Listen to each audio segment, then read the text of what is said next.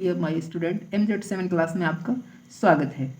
तो आज हम स्टार्ट करने वाले हैं क्लास 6 का थर्ड चैप्टर, जिसका नाम है रेखाखंड यानी कि लाइन सेगमेंट। चूँकि ये वीडियो ज्यामिति का फर्स्ट वीडियो लेक्चर होने वाली है, इसलिए हम इसे बेसिक से स्टार्ट करेंगे। तो ज्यामिति में जो सबसे छोटी यूनिट होती है वो क्या होती है? एक बिंदु होती है। बिंदु कुछ इस प्रकार से, यहाँ पर मैं बिंदु को बड़ा बनाया हूँ, लेकिन बिंदु कुछ इस प्रकार के होते हैं, इससे भी छोटे होते हैं।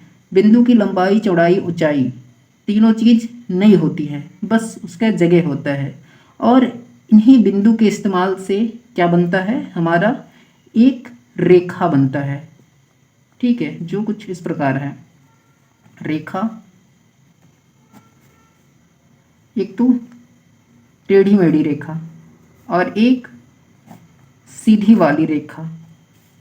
ठीक है, तो देखिए इस रेखा को हम क्या बोलते हैं? वक्र रेखा, यानी रेखा दो प्रकार के। ठीक है, पहला वाला, दूसरा वाला। इसे हम सरल रेखा, और एक चीज और होती है, एक किरण होती है, जो कुछ इस प्रकार से होती है। देखिए सरल रेखा और किरण में कुछ अंतर होता है, या फिर यूँ कहूँ तो एक रेखा और किरण में कुछ अंतर होती हैं। ठीक है, जो कुछ इस प्रकार हैं कि आपने रेखा में देखा, ये जो तीर के निशान है दोनों ओर लग गए हैं। ठीक है ना, वक्र रेखा में भी लगा हुआ है और सरल रेखा में भी लगा हुआ है। ठीक है, तो ये तीर किसको बता रहा है? ये तीर बता रहा है कि चीज़ें क्या हो रही हैं? बढ़ती जा रही हैं। यानी कि ये जो रेखा है, वक्र रेखा है, वो इतनी बड़ी है कि इसका कोई अंत नहीं है। उसी तरीके से इस सरल रेखा में हम देख सकते हैं दोनों ओर तीर के निशान लगे हैं, जो बता रहे हैं कि ये चीज़ें बढ़ती जा रही हैं। ये जो ज्यामितीय आकृति है, यानी कि जो रेखा है, वे बढ़ती जा रही है, इनका अंत नहीं है। लेकिन किरण में एक साइड इधर बंद है। ठीक है, और एक साइड से क्या हो रहा है? बढ़ती जा रही है चीज़ें। ठीक है एक सरल रेखा की, जो कुछ इस प्रकार से बनी रहती है। मैंने पहले भी आपको बता रखा है कि जो हमारा रेखा होता है वह अनंत बिंदुओं से मिलकर के बना रहता है। ठीक है, तो मैं क्या करता हूँ कि इस रेखा में किन्हीं दो बिंदुओं को पिक करता हूँ, ए वाली एंड बी वाली।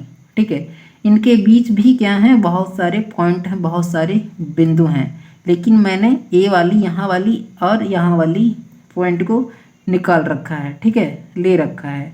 तो मैं क्या करता हूँ? इसे बाहर निकालता हूँ कुछ इस प्रकार से, ए एंड बी यहाँ पे।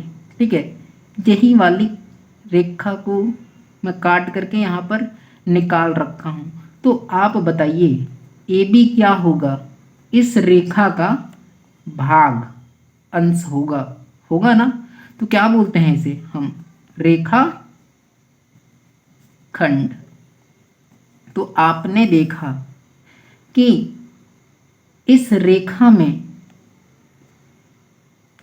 अनगिनत बिंदुएं हैं, तो हम कह सकते हैं कि इस रेखा में रेखाखंड भी अनगिनत हैं या फिर इन्फिनिटी हैं, कुछ इस प्रकार से। सरल रेखा और रेखाखंड ये दोनों एक दूसरे से किस प्रकार भिन्न हैं, इसे हम यहाँ पर देख सकते हैं कि जो हमारा सरल रेखा है उसका एंडिंग पॉइंट यानी कि अंत का बिंदु नहीं है, लेकिन रेखाखंड का दोनों ओर अंत का बिंदु है। ठीक है, अब हम इन्हीं सभी रेखाखंड, किरण, बिंदुओं का इस्तेमाल करके बहुत सारी ज्यामितीय आकृति बना सकते हैं, जो कुछ इस प्रकार की होती हैं। एक ज्यामितीय आकृति है, कह सकते हैं ना? बिल्कुल कह सकते हैं। और ये भी हो सकता है, ये भी हो सकता है, और ये कुछ इस प्रकार भी हो सकता है। तो अब हम यहाँ पर देखेंगे क्या कि ज्यामितीय आकृति में कौन सी आकृति बंद आकृति है और कौन सी आकृति खुली आकृति है। तो आप यहाँ पर देख सकते हैं कि हमने जहाँ से स्टार्ट किया है, ठीक है, वहीं पर ला करके ख़त्म कर रखे हैं। इससे भी हम जहाँ से स्टार्ट किए वहीं पे ला के ख़त्म किए हैं।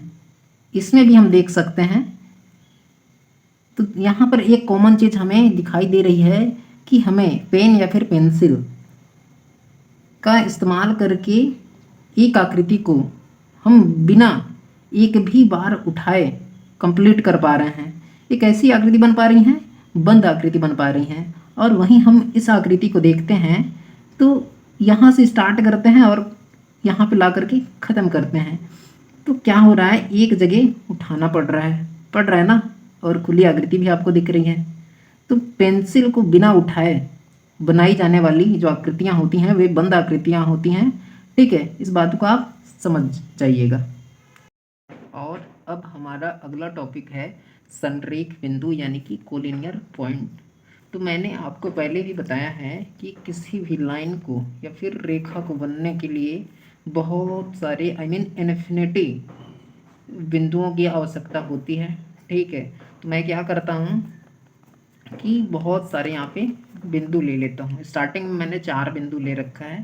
तो ये ऐसे बिंदु हैं जिनसे गुजरती हुई एक रेखा खींची जाए या फिर रेखा खंड खींची जाए तो चारों के चारों बिंदु इस लाइन में, इस रेखा खंड में आ जा रहे हैं। तो इन सभी बिंदुओं को क्या बोलेंगे हम, संरेख बिंदु हैं। एक एग्जांपल और लेते हैं।